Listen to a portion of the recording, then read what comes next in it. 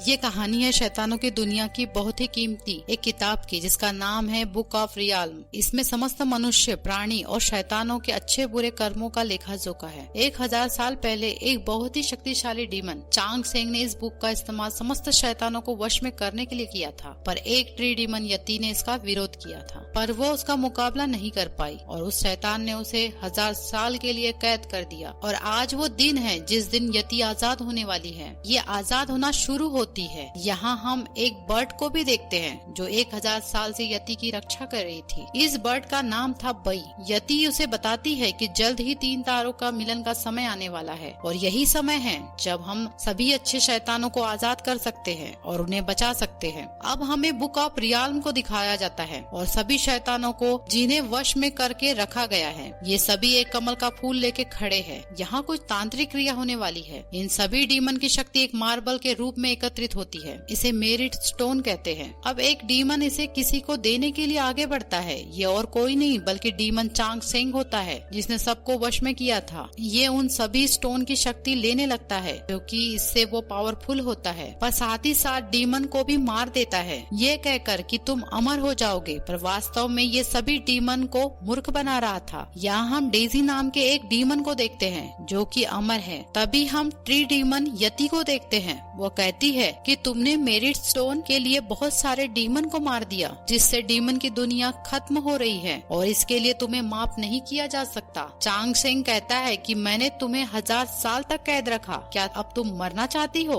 यहाँ इन दोनों में काफी लड़ाई होती है जो कि काफी देर तक चलती है। यति अपनी पूरी शक्ति से उसे हराने लगती है, पर चांग सेंग बहुत शक्तिशाली था, इसलिए उसे हरा पाना काफी मुश्किल होता है। यहाँ चांग सेंग यति को काफी बुरी तरीके से घायल कर देता है, पर उसका एक बार बुक ऑफ रियाल्म को लगता है, जिससे उसका सुरक्षा कवच टूट जाता है और इसी मौके का फायदा उठाकर यति बई की मदद से अंदर पहुंच जाती है क्योंकि वह बुक लेना चाहती थी। पर चांग सेंग उसे रोकता है क्योंकि अगर बुक यति को मिल गई तो वह सभी डीमन की स्पिरिट को आजाद कर देगी, जिससे चांग सेंग की शक्ति खत्म होकर वो मर जाएगा। यति चांग सेंग को पत्थरों में कैद कर देती है, पर वो अपनी शक्ति से उस जाल को तोड़ देता है, जिससे दोनों घायल होकर जमीन पे गिर जाते हैं। अब हम बुक ऑफ रियाल्म से काफी स्पिरिट निकलते हुए देखते हैं। चांग सेंग समझ जाता है कि डीमन किंग मानवीय अवतार में जन्म लेगा, पर वो ऐसा नहीं चाहता था, इसलिए वो अपनी शक्ति से उस बुक को कवर कर लेता है, जिससे स्पिरिट बाहरी दुनिया में आकर जन्म ना ले सके। वो डेजी को उस स्पिरिट को खत्म करने भेजता है और तभी हम बर्ड को एक सुंदर लड़की का रूप लेते हुए देखते हैं। वास्तव में ये एक फीदर डीमन थी। यति मरने वाली थी, इसलिए वो बई को बोलती है कि 3 तारों के मिलान से पहले तुम्हें उस किंग डीमन को ढूंढना होगा और बुक ऑफ रियाल्म को हासिल करना होगा, वरना चांग सेंग पूरी दुनिया को अपने वश में कर लेगा और तबाही मचाएगा। बई वहाँ से चली जाती है और यहाँ ट्री डीमन यति भी खत्म हो जाती है। अब मूवी आती है प्रेजेंट में और यहाँ हमें एक गुरु को दिखाया जाता है। उसे लगता था कि सभी डीमन हैं, तभी वहाँ धरती हलने लगती है और आसमान से आग का गोला जमीन पे आकर गिरता है।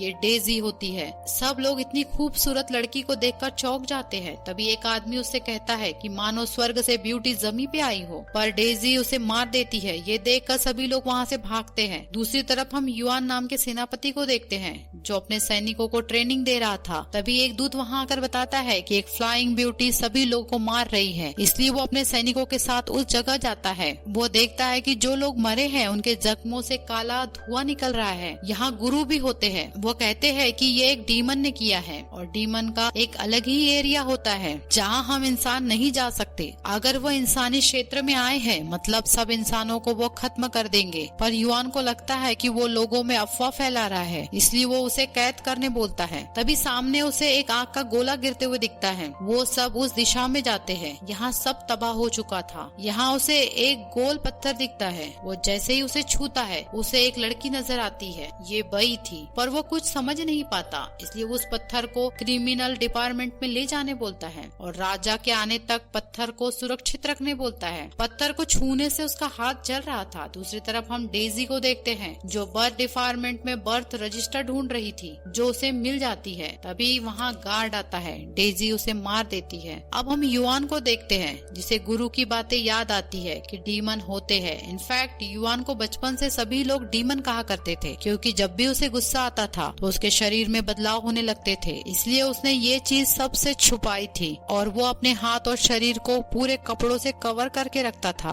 वो अब क्रिमिनल डिपार्टमेंट में आता है और उस पत्थर को टच करता है और हम उसे एक अंधेरी जगह पे देखते हैं। तभी वहाँ बई आती है और उसे बताती है कि इस मानव दुनिया में डीमन किंग को ढूंढने आई हूँ, क्योंकि डीमन किंग ही हमारी दुनिया को बचा सकता है। वो कहती है, मुझे स्टोन में चांग सेंग द्वारा कैद किया गया है, क्या तुम मेरी मदद करोगे, क्योंकि तुम्हारी मानवीय दुनिया भी खतरे में है। जब 3 तारों का संगम होगा तो चांग सेंग उन तारों की शक्ति से बहुत पावरफुल हो जाएगा और तभी ये पूरी दुनिया को खत्म कर देगा। इसलिए मुझे इस शहर में ऐसे सभी लोगों को ढूंढना होगा जो लीप ईयर के 15 तारीख को जन्मे हो और उन्हीं में से एक का ब्लड मुझे आजाद कर सकता है। और तभी एक सैनिक वहाँ आता है जिससे वो सपनों की दुनिया से बाहर आता है। सैनिक उसे बर्थ डिपार्टमेंट ले जाता है जहाँ गार्ड की मौत हुई थी। उसके जख्मों से काला धुआं निकल रहा था। युवान सभी सैनिकों को उस अपराधी को ढूंढने बोलता है। यहाँ उसे ये भी पता चलता है कि क्रिमिनल सिर्फ लीप ईयर के 15 तारीख को जन्मे लोगों का रिकॉर्ड लेकर गया है। अगले दिन फिर से 3 लोगों की मौत हुई थी। सोल्जर बताता है कि ये सभी लीप ईयर के 15 तारीख को जन्मे थे और तभी इसे बई की बातें याद आती है। इसलिए वो सभी सैनिकों को पूरे शहर में पोस्टर लगाने बोलता है ताकि सभी 15 तारीख को जन्मे लोगों को बचाया जा सके। अब हम युआन को उसके दादी के साथ देखते हैं। वो हमेशा चिंतित रहती थी कि अगर लोगों ने युआन के शरीर में होने वाले बदलाव को देख लिया तो उसे कैद कर लिया जाएगा।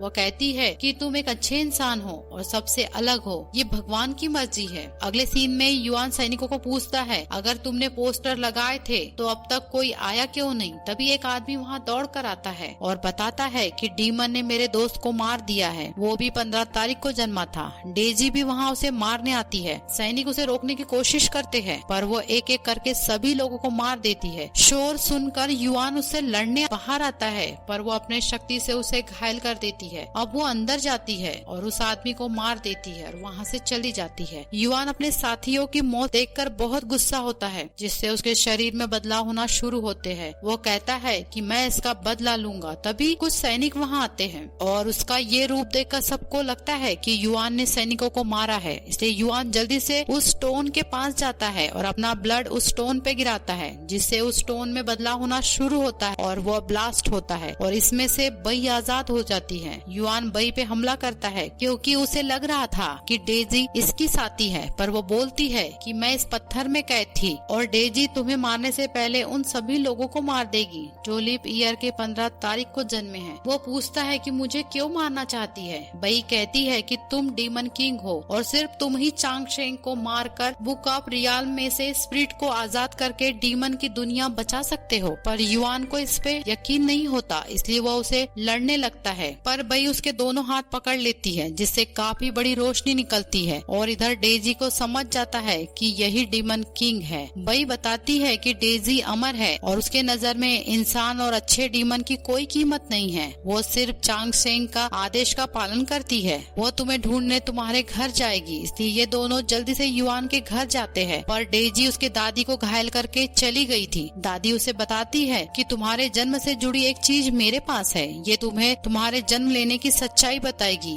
ये एक फीदर होता है और दादी यहाँ मर जाती है। वही अपनी शक्ति से दादी की स्पिरिट को बुक ऑफ रियाल्म की दुनिया में भेज देती है ताकि वो दोबारा जन्म ले सके। अब हम डेजी को देखते हैं जो क्रिमिनल डिपार्टमेंट में युआन को ढूंढने आई थी। यहाँ वो सभी को मार देती है। राजा भी वहाँ आता है और सबको मरा देखकर युआन को कैद करने बोलता है क्योंकि उसे बताया गया था कि युआन एक डीमन है। अब हम युआन को देखते हैं जिसे पता चल चुका था कि ये फीदर बई का था। अब उसे बई की बताई हुई सारी बातों पे यकीन हो जाता है। तभी राजा के सैनिक आते हैं, उसे कारागृह में डाल देते हैं। डेजी भी वहाँ आती है। सैनिक उसे रोकने की कोशिश करते हैं पर उसे रोक नहीं पाते। वो अपनी शक्ति से सभी सैनिकों को एक एक करके मार देती है। बई भी वहाँ आ जाती है और उसे वहाँ से लेकर भागती है पर डेजी वहाँ आ चुकी थी। यहाँ डेजी और बई में काफी लड़ाई होती है पर बई डेजी को घायल करके वहाँ से भाग जाती है। इन्हें उस जगह जाना था जहाँ पहली बार युआन को स्टोन मिला था जिसमें बई थी, पर तभी डेजी वहाँ आ जाती है और इन पे हमला करती है पर युआन अपने हाथ से उसे रोक देता है। अब ये दोनों वहाँ से भागते हैं और उस जगह पहुँचते हैं।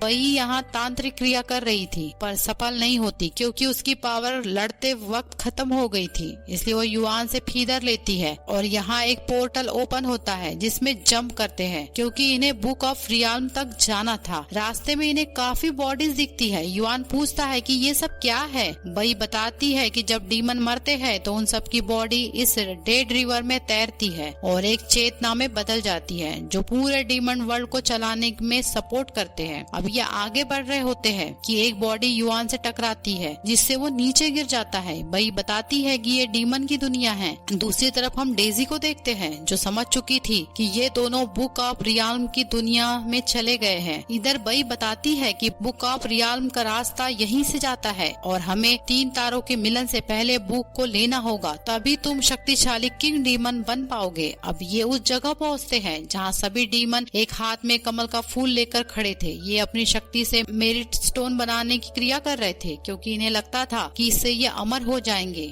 यहाँ युआन को उसकी दादी भी दिखती है। वो उसकी दादी से बात करने की कोशिश करता है पर वो उस पे ध्यान नहीं देती क्योंकि वो सब कुछ भूल चुकी थी। वो सिर्फ एक स्पिरिट थी। युआन काफी थक चुका था इसलिए वो आराम करता है पर बई के आंसू देखकर पूछता है कि तुम क्यों रो रही हो, पर वो कुछ नहीं कहती। तभी उन्हें बाहर डेजी दिखती है इसलिए दोनों वहाँ से भागते हैं पर डेजी ने इन्हें देख लिया था इसलिए बई उसे रोकने के लिए उससे काफी लड़ती है जिसमें बई घायल हो चुकी थी। डेजी उसे मारने आती है पर युआन बीच में आता है और डेजी को काफी जोर से मारता है जिससे वो घायल हो चुकी थी। युआन बई को अपने पीठ में बिठा के वहाँ से ले जाता है। युआन कहता है कि अब तुम्हें आराम करना चाहिए, मैं वो बुक लेकर आ जाऊंगा और फिर हम दोनों साथ रहेंगे। यहाँ बई जादू से खुद को ठीक कर लेती है। अब ये दोनों एक जगह पहुँचते हैं जिसे बर्थ केव कहा जाता है। सभी डीमन को जन्म लेने से पहले यहीं से होकर गुजरना पड़ता है। बई बताती है कि ये डेड एंड है और डेजी यहाँ नहीं आ सकती और अगर वो आई भी तो उसकी शक्तियाँ यहाँ काम नहीं आएगी। तभी डेजी वहाँ आती है और कहती है कि यहाँ तुम दोनों मारे जाओगे, पर बई बताती है कि तुम अमर नहीं हो, तुम भी मेरी तरह एक आम डीमन हो। हम दोनों का जन्म इसी केव में हुआ है। पर वो कहती है कि मैं अमर बन के पैदा हुई हूँ, फिर मैं डीमन कैसे हो सकती हूँ। बई कहती है कि चांग सेंग भी एक डीमन है और उसने तुम्हारा सिर्फ इस्तेमाल किया है।